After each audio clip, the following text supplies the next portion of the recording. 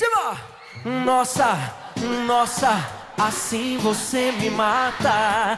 Ai, se eu te pego, ai, ai, se eu te pego. Hej, Renaissance. Goddag, min gamle ven. Hvordan går det? Ja, goddag. Hvordan går det? Det går skide godt. Jeg er mega rig, og mine bygninger er meget flotte. Hvordan er du blevet så rig? Og jamen, nu skal du høre, det er fordi Italien ligger så centralt i Europa, så vi har det rigtig godt, når det kommer til handel. Især fordi vi ligger i nærheden af havet og har mange floder. Hvad fanden? Jeg har hørt sådan nogle rygter om sådan nogle korstog. Lyver du? Ja, det vil vi også tjene penge på. Nå.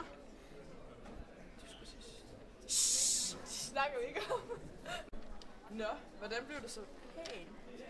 Og nu skal du høre, det er fordi det økonomiske bidrog til, at de rige investerede i bygninger, kunst, paladser og så videre.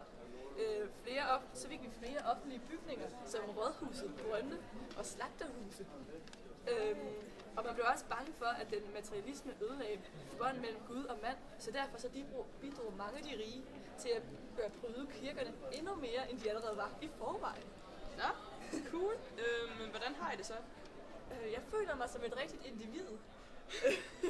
Og der er endelig lighed mellem borgerne, og med de ord, byluft gør fri.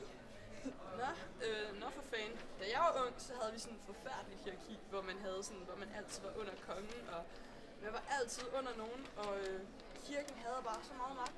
Og man sagde jo, at uden kirke, ingen frelse. Hey, er det ikke humanismen? Jo, det er det. Ham har jeg ikke noget til fælles med. Ja, vi ses på den.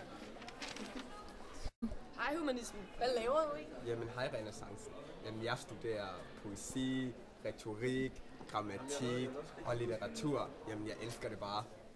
Nå, er det et bestemt emne, som du elsker allermest ved det? Mennesket. Jeg elsker mennesket. Hvorfor? Mennesket er alting. Alting i livet. Og jeg elsker faktisk også antikken. Vil du egentlig høre noget om det? Jeg skal have med en aftale på grillen. Ses.